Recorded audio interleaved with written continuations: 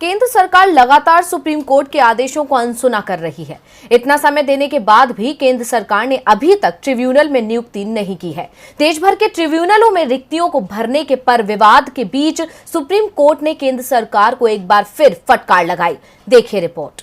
Tribunal में नियुक्तियों को लेकर केंद्र सरकार की ओर से हो रही देरी पर सुप्रीम कोर्ट ने कड़ा रुख अपनाया है। सुप्रीम कोर्ट ने मामले की सुनवाई करते हुए सरकार को सुप्रीम फटकार लगाई है और कहा है कि कोर्ट के फैसले का कोई सम्मान नहीं है। सुप्रीम कोर्ट ने कहा कि केंद्र ने रिक्त पदों पर भर्ती नहीं कर इन ट्रिब्यूनल्स को लगभग निष्क्रिय कर दिया है। कोर्ट ने कहा है कि अगर सरकार सही ढंग से देखभाल नहीं कर सकती तो सभी न्यायाधिकरणों को समाप्त कर दिया जाना चाहिए। जस्टिस संजय किशन कौल और जस्टिस MM सुंदरेश की पीठ ने कहा, हमें लगता है कि जहां ट्रिब्यूनल के सदस्यों को नियुक्त नहीं किया गया है वहां लंबित सभी मुकदमे पर रोक लगा देनी चाहिए। सरकार ही ट्रिब्यूनल की निर्माता है और अब समस्याओं की भी वही निर्माता है।